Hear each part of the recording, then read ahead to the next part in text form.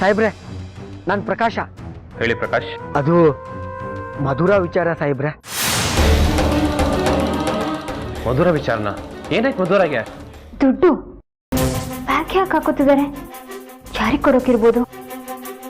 ಹೋಗಿ ಕೇಳ್ಬಿಡ್ಲಾ? ನಿಂತ್ಕೊಳ್ಳಿಲ್ಲ ನಿಮಿಷ. ಎಲ್ಲಿಗೆ ಹೋಗ್ತಿದ್ದೀರಾ? ಆ ವಿಷಯ ಎಲ್ಲ ನಿಂಗೆ ಬೇಡ ಮೇಘನಾ. ಕೈಯಲ್ಲೇನೋ ಹಿಡ್ಕೊಂಡಿದ್ದೀರಾ?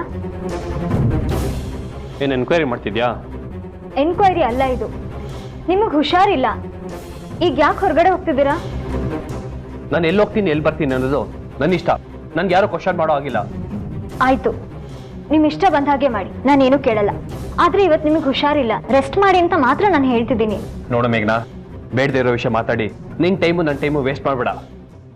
ಸರಿ, ನೀವು ಎಲ್ಲಿಗೆ ಹೋಗ್ತಿದ್ದೀರಾ, ಯಾಕೆ ಹೋಗ್ತಿದ್ದೀರಾ ಅಂತ ಹೇಳ್ಬಿಟ್ಟು ಹೋಗಿ.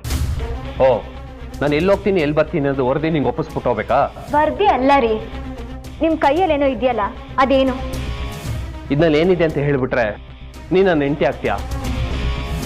ಅಥವಾ ನೀನ್ ಕೇಳೋ ಕ್ವಶನ್ಸ್ಗೆಲ್ಲ ನಾನು ಆನ್ಸರ್ ಮಾಡಿದ್ರೆ ನಾನು ನಿನ್ ಗಂಡ ಆಗ್ಬಿಡ್ತೀನಾ?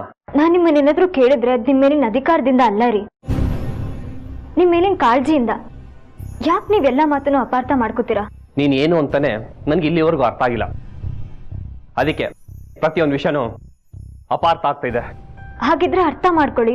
ನಿನ್ನ ಅರ್ಥ ಮಾಡ್ಕೊಳೋದು ತುಂಬಾ ಕಷ್ಟ.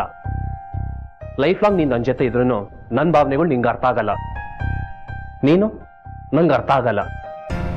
ಒಬ್ಬ ವ್ಯಕ್ತಿ ಅರ್ಥ ಆಗದಿರೋ ಮಟ್ಟಿಗೆ ಇರಬಾರ್ದು ಮೇಘನಾ. ಆ ರೀತಿ ಇದ್ರೆ ಅದು ಒಂದು ದೌರ್ಬಲ್ಯ. ಆದ್ರೆ ನೀವು ನನಗೆ ಅರ್ಥ ಆಗಿದ್ದೀರಾ. ನಿಮಗ್ ಹುಷಾರಿಲ್ಲ ರೀ, ನಿಮ್ ಜೊತೆ ನಾನು ಇರ್ಬೇಕು. ಸರಿ ನಡೀರಿ, ನಾನು ಬರ್ತೀನಿ. ನಿಂತ್ಕೋ. ನೀನೇ ನನ್ನ ಬಾಡಿ ಗಾರ್ಡಾ? ಹಾಗೆ ತಿಳ್ಕೊಳ್ಳಿ. ನಾನು ಹಾಗೆ ತಿಳ್ಕೊಳಲ್ಲ, ದಾರಿ ಬಿಡು. ನಾನ್ ಬಿಡಲ್ಲ.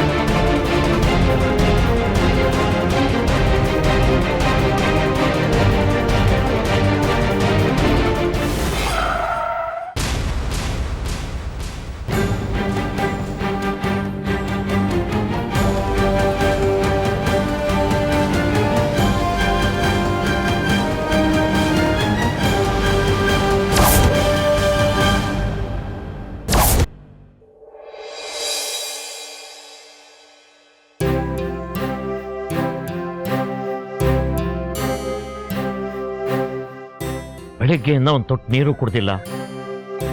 ಪ್ರಕಾಶ ದುಡ್ಡು ತರ್ತೀನಿ ಅಂತ ಹೋಗಿದಂತಾನೆ, ತರ್ತಾನೆ ಅಲ್ವಾ?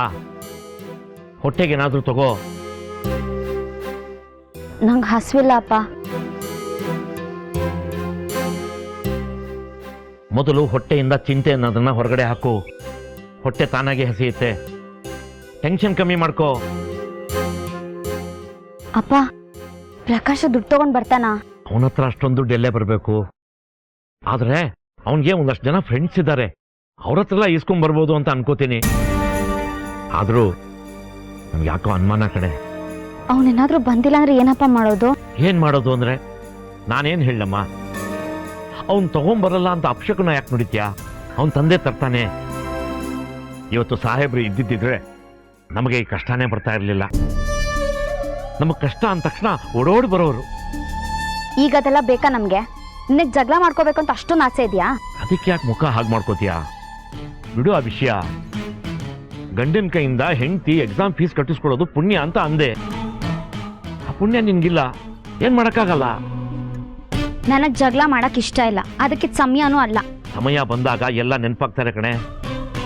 ನೀನು ಬಿಟ್ಟು ನಾನು ಅವ್ರನ್ನ ಬಿಡಲ್ಲ. ಅವರು ನನ್ನ ಅಳಿಯ. ನಾನ್ ಬಿಟ್ರು ನೀನ್ ಬಿಡ್ಬೇಡ. ನೀನ್ ಅವ್ರಿಗೆ ಮಾವಾನೆ. ಮಾತಾಡಕ್ ಚೆನ್ನಾಗಿ ಬರುತ್ತೆ. ಮಾತಾಡ್ತೀಯಾ? ಮಾತಾಡು. ಎಷ್ಟೇ ಆದ್ರೂ ನಾನು ನಿನ್ ಮಗಳ ಅಲ್ವಾ? ಮಾತಾಡು. ಅಪ್ಪ, ಪ್ರಕಾಶ ದುಡ್ಡು ತರ್ತೀನಿ ಅಂತ ಹೋಗಿದ್ದಾನೆ, ತಂದೆ ತರ್ತಾನೆ.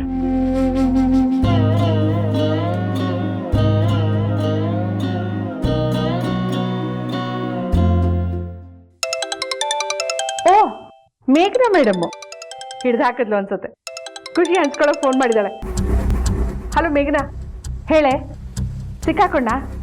ರೆಡ್ ಹ್ಯಾಂಡಾಗಿ ಹಿಡ್ದೆ ತಾನೆ? ಆಂಟಿ, ನಾನು ಅವ್ರನ್ನೇ ಫಾಲೋ ಮಾಡ್ತಿದ್ದೆ. ಅವ್ರು ತಪ್ಪಿಸ್ಕೊಂಡ್ಬಿಟ್ರು. ಏನೇ ನೀನು? ಯಾವುದೇ ಕೆಲಸ ಆದ್ರೂ ಆಯ್ತು ಅನ್ನೋ ರೆಕಾರ್ಡೇ ಇಲ್ವಾ? ಎಲ್ಲ ಫೇಲ್ಯೂರೇನಾ? ಯಾವ ಕಡೆ ಹೋದ? ನೀವ್ ಹೇಳಿದ್ ನಿಜ ಆಂಟಿ. ಅವರು ನಾರಾಯಣ್ ಪಟ್ಟಣದ ಕಡೆಗೆ ಹೋದ್ರು. ಹಾ, ಅಲ್ಲಿಗೆ ಕನ್ಫರ್ಮ್. ಆದ್ರೆ ಅವ್ನ್ ಮನೆಗೆ ಹೋಗಿರ್ತಾನೋ ಇಲ್ಲ ಬೇರೆ ಎಲ್ಲಾದ್ರೂ ಮೀಟ್ ಮಾಡಿರ್ತಾರೋ? ಅವ್ರ ಮನೆಗೆ ಹೋಗಿಲ್ಲ ಅನ್ಸುತ್ತೆ. ಅವ್ರು ಹೋಗಿದ್ ರೂಟು ನಾರಾಯಣ್ ಪಟ್ಟಣದ್ದೇ ಆಗಿತ್ತು. ಆದ್ರೆ ನಮ್ಮ ಮನೆಗೆ ಹೋಗೋ ರೂಟ್ ಅದಲ್ಲ. ಓಹೋ, ಬೋಲೆ ಚಾಲಾಕಿ ಕಣೆ ನಿನ್ ತಂಗಿ. ಹೊರಗಡೆ ಎಲ್ಲಾದ್ರೂ ಮೀಟ್ ಮಾಡಕ್ ಹೇಳಿರ್ತಾಳೆ. ಅಲ್ಲಿದ್ಕೊಂಡೇ ಹೇಗ್ ದುಡ್ಡು ಹೊಡಿತಾ ಇದ್ದಾಳೆ ನೋಡು. ಏನ್ ಆಂಟಿ ಮಾಡೋದೀಗ? ದುಡ್ಡು ತರಿಸ್ಕೊಂಡಿದ್ದು ಅವಳೆ ಅಂತ ಕನ್ಫರ್ಮ್ ಆಯ್ತು.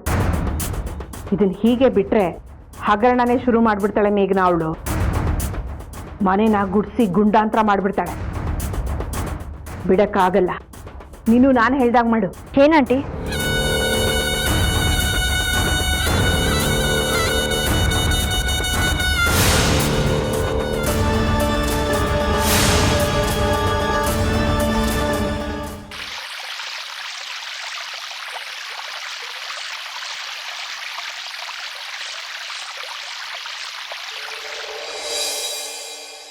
ನಮಸ್ಕಾರ ಸಾಹೇಬ್ರೆ. ನಮಸ್ಕಾರ ಪ್ರಕಾಶ್.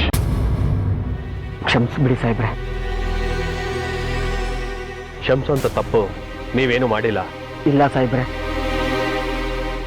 ನೀವೇನು ಅಂತ ತಿಳ್ಕೊಳ್ದೆ ನಾನು ತುಂಬಾ ತಪ್ಪು ಮಾಡಿದ್ದೀನಿ.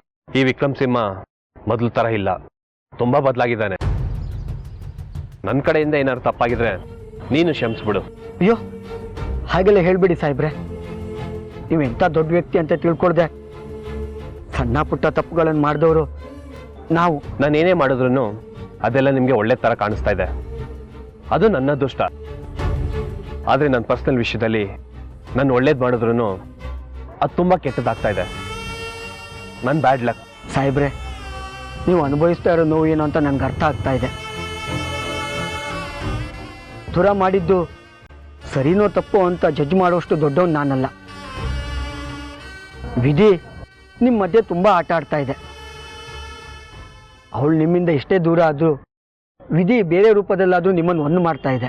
ಮಧುರ IAS ಪಾಸ್ ಆಗಬೇಕು, ನಾರಾಯಣ್ ಪಟ್ನಕ್ಕೆ DC ಆಗಿ ಬರಬೇಕು. ಆ ದಿನಕ್ಕೋಸ್ಕರ ನಾನು ಕಾಯ್ತಾ ಇರ್ತೀನಿ. ತಗೋ ಪ್ರಕಾಶ್ ದುಡ್ಡು, ಇದನ್ನ ಮಧುರ ಕೊಡು. ಆದ್ರೆ ನಾನು ಕೊಟ್ಟೆ ಅಂತ ಯಾವುದೇ ಕಾರಣಕ್ಕೂ ಹೇಳ್ಬೇಡ. ತಗೋ. ಗಂಡನ ದುಡ್ಡಿಂದ ಹೆಂಡತಿ ಓದೋ ಹಾಗಾಯ್ತು. ಇದೇ ಋಣಾನು ಬಂದ. ಇದು ನಿಮ್ಮಿಬ್ಬರ ಮಧ್ಯೆ ಇರೋ ಪ್ರೀತಿ ಎಂಥದ್ದು ಅಂತ ತೋರಿಸ್ತಾ ಇದೆ.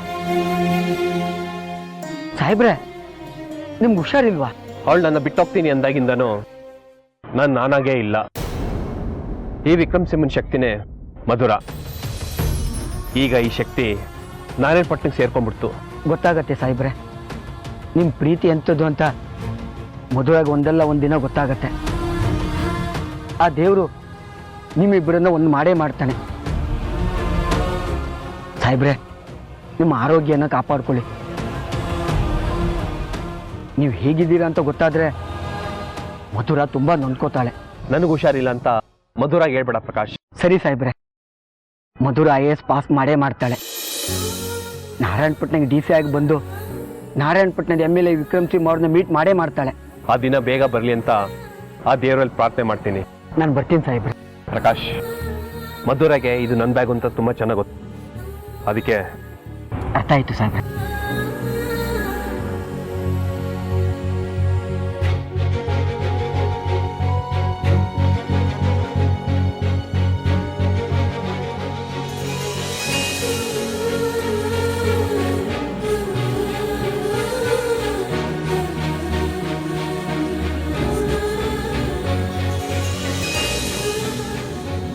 ಅಪ್ಪ, ಪ್ರಕಾಶ ಬರಲೇ ಇಲ್ವಲ್ಲಪ್ಪ? ಮಾವ ಮಾವ, ಇದೇನು ಗೊತ್ತಾ ಮಾವ? ದುಡ್ಡು ಮಾವ. ಮಧುರ IAS ಓದೋಕ್ ತಂದಿರೋ ದುಡ್ಡು. ತಗೊಳ್ಳಿ ಮಾವ. ಯಾಕೆ ಮಾವ ಹಾಗೆ ನೋಡ್ತಾ ಇದ್ದೀರಾ? ತಗೊಳ್ಳಿ ಮಾವ. ಪ್ರಕಾಶ, ಯಾವ ಜನ್ಮದಲ್ಲಿ ನೀನು ನನಗೇನಾಗಿದ್ಯೋ ಗೊತ್ತಿಲ್ಲ. ಈ ಜನ್ಮದಲ್ಲಿ ಈ ರೀತಿ ಸಹಾಯ ಮಾಡ್ತಾ ಇದೀಯ. ನಿನ್ ಋಣನ ಹೇಗೆ ತೀರಿಸ್ಬೇಕು ಅಂತಾನೆ ಗೊತ್ತಾಗ್ತಾ ಇಲ್ಲ ಕಣ ನನಗೆ. ಇದ್ರಲ್ಲಿ ಋಣ ಏನು ಬಂತು ಮಾವ? ಅವ್ರವ್ರ ಕರ್ತವ್ಯ ಅವರು ಮಾಡ್ತಿದ್ದಾರಷ್ಟೇ. ಇದನ್ನ ಕರ್ತವ್ಯ ಅಂತೀಯಲ್ಲೋ ಪ್ರಕಾಶ. ನಿಜಕ್ಕೂ ನಿಂದು ತುಂಬಾ ದೊಡ್ಡ ಮನ್ಸು ಕಣೋ. ಥ್ಯಾಂಕ್ಸ್ ಕಣೋ ಪ್ರಕಾಶ. ಈಗ ನೀನು ಶುರು ಮಾಡ್ಕೊಂಡ್ಯಾ? ಇದನ್ನು ವಾಪಸ್ ಕೊಡ್ಬೇಕಮ್ಮ. ನೀನು DC ಆದ್ಮೇಲೆ ಸಪ್ರೇಟ್ ಆಗಿ ಇನ್ಶೂರೆನ್ಸ್ ಮಾಡ್ತೀನಿ. ಆದ್ರೆ ಪ್ರೀಮಿಯಂ ಮಾತ್ರ ಜಾಸ್ತಿ ಕಟ್ಟಬೇಕು. ಆದ್ರೆ ಮಾವ ಇದಕ್ಕೆ ಅಡ್ಡ ಬರಬಾರ್ದು ಅಷ್ಟೇ.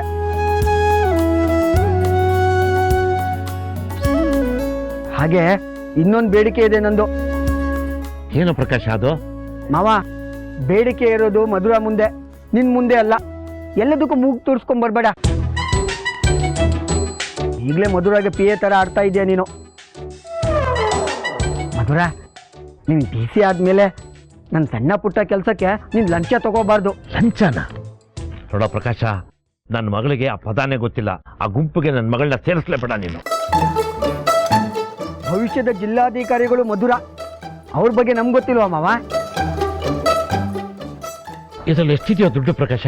ಸುಮಾರು 1.5 ಲಕ್ಷ ಇರ್ಬೋದು ಮಾವ.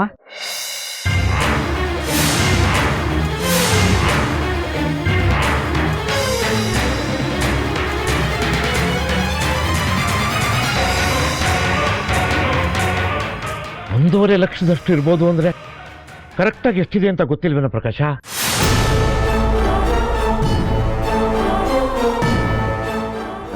ಅದು ಮಾವ 1.5 ಲಕ್ಷ ಇರ್ಬೋದು ಅಂತ ಹೇಳಿದೆ.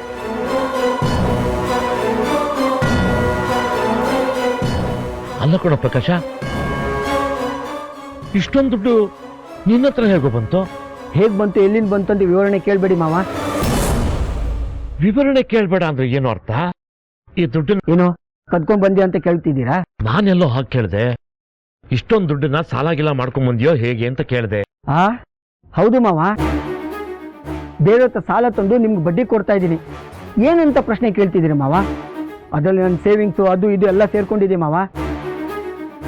ಪ್ರಕಾಶ, 1.5 ಲಕ್ಷ ಯಾಕೋಬೇಕು? ಫೀಸ್ ಇನ್ನೂ ಕಡಿಮೆ ಕಟ್ಬೇಕಲ್ವಾ? ಫೀಸ್ ಮಾತ್ರ ಸಾಕ ಮಧುರ? ಓದೋಕ್ಕೆ ಬುಕ್ಸು, ಸ್ಟಡಿ ಮಟೀರಿಯಲ್ಸು, ಓಡಾಡೋಕೆ ಖರ್ಚು, ಇದಕ್ಕೆಲ್ಲ ದುಡ್ಡು ಬೇಡವಾ? ದುಡ್ಡು ಶಾರ್ಟೇಜ್ ಆದರೆ ಯಾರು ಹೋಗ್ತೀರಾ? ಸಾಹೇಬ್ರತ್ತಂತ ನೀವು ಕೇಳೋದೇ ಇಲ್ಲ. ಕೇಳಿದ್ರೆ ಕೊಡಲ್ಲ ಅಂತಿದ್ರೇನೆ ಪ್ರಕಾಶ. ಅಪ್ಪ, ಈಗ ಚರ್ಚೆ ಬೇಡ. ಎಲ್ಲದಕ್ಕೂ ಖರ್ಚು ಜಾಸ್ತಿ ಇರುತ್ತೆ. ಅದಕ್ಕೆ ನಾನೇ ಅರೇಂಜ್ ಮಾಡಿದೆ ಮಾವ. ನಿನ್ ಸಾಲನ ತೀರಿಸ್ತೀವಿ ಕಣ. ನೀನ್ ಇನ್ಶೂರೆನ್ಸ್ ಏಜೆಂಟ್ ಆಗಿ ಅಲ್ಲಿ ಇಲ್ಲಿ ಸಂಪಾದನೆ ಮಾಡಿ ಕೂಡಿಟ್ಟಿದ್ದ ದುಡ್ಡು ಈ ದುಡ್ಡಿಗೆ ಬೆಲೆ ಕಟ್ಟಕ್ಕಾಗತ್ತೇನೋ ಪ್ರಕಾಶ? ಮಾವ, ಸಾಲ ತೀರ್ಸೋದ್ರ ಬಗ್ಗೆ ಆಮೇಲೆ ಆಲೋಚನೆ ಮಾಡೋಣ. ಮಧುರ, ಮೊದಲು ಎಕ್ಸಾಮ್ ಪಾಸ್ ಮಾಡ್ಕೊ. ಖಂಡಿತ ಪ್ರಕಾಶ, ಎಕ್ಸಾಮ್ ಅಲ್ಲಿ ಪಾಸ್ ಆಗೇ ಆಗ್ತೀನಿ, ನೋಡ್ತಾ ಇರು. ಮಧುರ, ನೀನು IAS ಪಾಸ್ ಆದಷ್ಟೇ ಖುಷಿ ಆಯ್ತು ನನಗೆ. ನನ್ನ ಮಗಳು ಪಾಸ್ ಆಗೇ ಆಗ್ತಾಳೆ ಕಣೋ ಪ್ರಕಾಶ. ಮಧುರ, ಈ ದುಡ್ಡನ್ನ ಯಾವಾಗ ಕಟ್ಟಬೇಕು? ನಾಳೆನೆ ಕಟ್ಬೇಕಣೋ. ಬೆಂಗಳೂರಿಗೆ ಹೋಗೋಣ. ಮಧುರ, ಒಂದೇ ಒಂದು ಮಿಸ್ ಕಾಲ್ ಕೊಡು, ನಾನು ಎಲ್ಲಿದ್ರೂ ನಿಮಗೋಸ್ಕರ ಬಂದೇ ಬರ್ತೀನಿ. ನಾನು ಹೊರಡ್ತೀನಿ ಕಡೆ, ಬರ್ತೀನಿ ಮಾವ. ಸರಿ.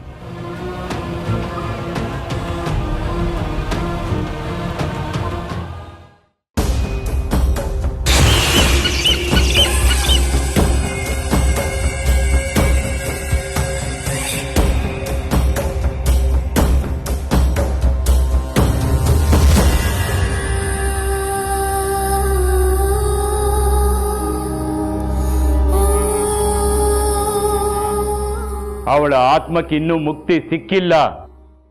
ನಿನ್ನ ಪ್ರಾಣ ಅವಳ ಗುರಿ. ನನ್ ತಂಗಿ ಯಾಕೋ ಮದುವೆ ಮಾಡ್ಕೊತಿದ್ಯಾ? ನನ್ನನ್ ಕಟ್ ಹಾಕೋದಕ್ಕೆ ಅಲ್ವಾ? ನನ್ನ ತಂಗಿ ಜೀವನ ಹಾಳು ಮಾಡ್ಬೇಕು ಅನ್ಕೊಂಡಿದ್ಯಾ? ಅದಕ್ ನಾನು ಅವಕಾಶ ಕೊಡಲ್ಲ. ಈಗ ನಿನ್ನಂತ ರಾಕ್ಷಸನಿಂದ ನನ್ನ ತಂಗಿನ ನಾನೇ ಕಾಪಾಡಕ್ ಬಂದಿದ್ದೀನಿ. ನಿನ್ನ ಉಳಿಸಿದ್ರೆ ತಾನೇ ನೀನ್ ನನ್ನ ತಂಗಿನ ಮದ್ವೆ ಮಾಡ್ಕೊಳ್ಳೋದು.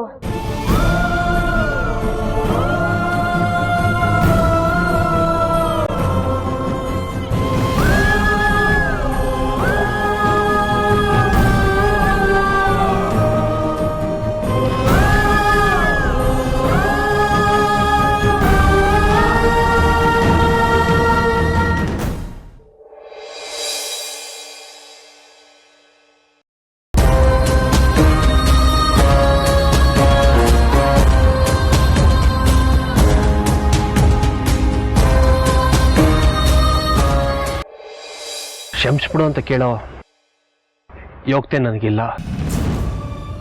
ಆದರೂ ಸಾರಿ ಕೇಳ್ತಾ ಇದ್ದೀನಿ.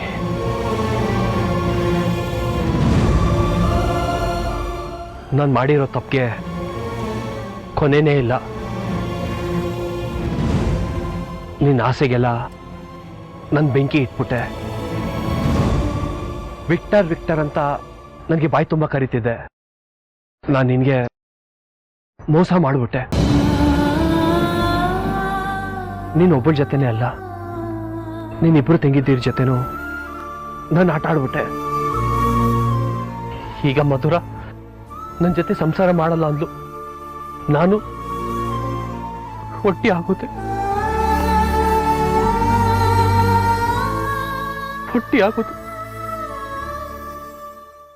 ಒಂಟಿ ಆಗುತ್ತೆ ಮಧುವರ್ತಿ. ನಾನು ಒಂಟಿ ಆಗುತ್ತೆ ಮಧುವರ್ತಿ.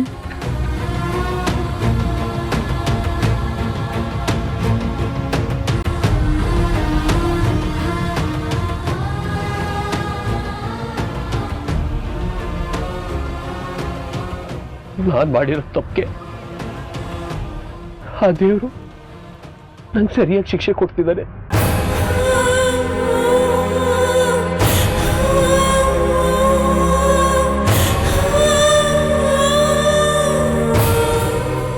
ದಯವಿಟ್ಟು ನನ್ನ ಕ್ಷಮಿಸ್ಬಿಡು.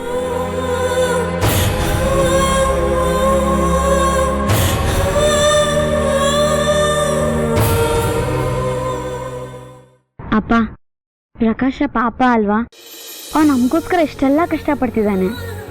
ಹೌದು ಕಣೆ, ನಮ್ಮಿಂದ ಅವನಿಗೆ ಎಷ್ಟು ಅನ್ಯಾಯ ಆದರೂ ಅವನು ಮಾತ್ರ ನಮ್ಗೆ ಒಳ್ಳೇದೇ ಮಾಡ್ತಾ ಇದ್ದಾನೆ. ಒಂದೊಂದ್ಸಲ ಅನ್ಸುತ್ತೆ ಅವನು ನಮ್ಮ ಮಗ ಆಗಿ ಹುಟ್ಟಬಾರ್ದಾಗಿತ್ತ ಅಂತ. ಮುಂದೆಂದಾದ್ರೂ ನೀ ಡಿ ಸಿ ಆದ್ರೆ ನನಗಿಂತ ಹೆಚ್ಚು ಖುಷಿ ಪಡೋದು ಅವನೇ ಕಡೆ.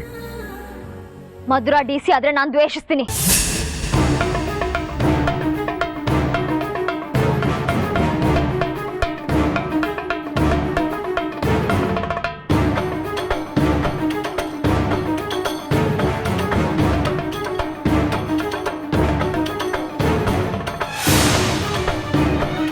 ಸಾಹೇಬ್ರನ್ನ ಬಿಟ್ಟಿದ್ಯಾ ಅನ್ಕೊಂಡೆ, ಆದ್ರೆ ನಿನ್ ಚಾಳಿ ಎಲ್ ಬಿಡ್ತೀಯಾ? ಜಗಳ ಮಾಡ್ಬೇಕು ಅಂತಾನೆ ಬರ್ತೀಯಲ್ಲ? ಏನೇ ಬಂದಿದೆ ನಿನ್ಗೆ ರೋಗ?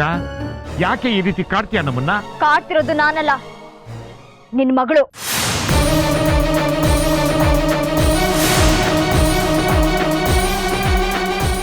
ನಾನೇನ್ ಮಾಡದ್ನ್ಯಾಕ? ನೀನೇನು ಮಾಡಿಲ್ವಾ? ನೀನ್ ಸಾಹೇಬ್ರನ್ನ ಬಿಟ್ಟಿದ್ಯಾ ಅನ್ಕೊಂಡೆ, ಆದ್ರೆ ಅದೆಲ್ಲ ನಾಟಕನಾ? ಹೌದು ಕಣೆ, ಅವಳಿಗೆ ನಾಟಕ ಮಾಡೋದು ಬಿಟ್ರೆ ಬೇರೆ ಏನೂ ಗೊತ್ತಿಲ್ಲ. ಒಂದೇ ಒಂದು ಮಾತಾಡದೆ ದಯವಿಟ್ಟು ಇಲ್ಲಿಂದ ಹೊರಟ್ಬಿಡು. ಯಾಕೆ ನಾನು ಇಲ್ಲೇ ನಿಂತ್ಕೊಂಡ್ರೆ ಸತ್ಯ ಎಲ್ಲಿ ಗೊತ್ತಾಗೋಗುತ್ತೋ ಅಂತ ಭಯನ ನಿನ್ಗೆ? ಯಾವ ಸತ್ಯದ ಬಗ್ಗೆ ಮಾತಾಡ್ತಿದೀಯ ನೀನು? ನಮಗೆ ಯಾವ ಸತ್ಯದ ಬಗ್ಗೆನೂ ತಿಳ್ಕೊಳ್ಳೋದಾಗ್ಲಿ ಅದರ ಅವಶ್ಯಕತೆ ಆಗ್ಲಿ ಇಲ್ಲ. ಹುಟ್ಟಿದ 9 ತಿಂಗಳಿಗೆ ಆದ್ರೂ 6 ತಿಂಗಳಿಗೆ ಹುಟ್ಟಿದೋಳ್ ತರ ಆಡ್ತಿದ್ದಾಳೆ. ಗೊತ್ತಾಗುತ್ತೆ ಯಾರು 9 ತಿಂಗಳಿಗೆ ಹುಟ್ಟಿದ್ದು ಯಾರು 6 ತಿಂಗಳಿಗೆ ಹುಟ್ಟಿದ್ದು ಅಂತ. ಏನೇ ಗೊತ್ತಾಗತ್ತೆ? ಏನೇ ಗೊತ್ತು ಮಾಡ್ತೀಯಾ? ಮಾಡು ನೋಡೋಣ. ನಿನ್ ಮಗಳು ಇಲ್ಲೇ ಇತ್ಕೊಂಡು ಹಣ ಸುಲ್ಗೆ ಮಾಡ್ತಿದ್ದಾಳಲ್ಲ,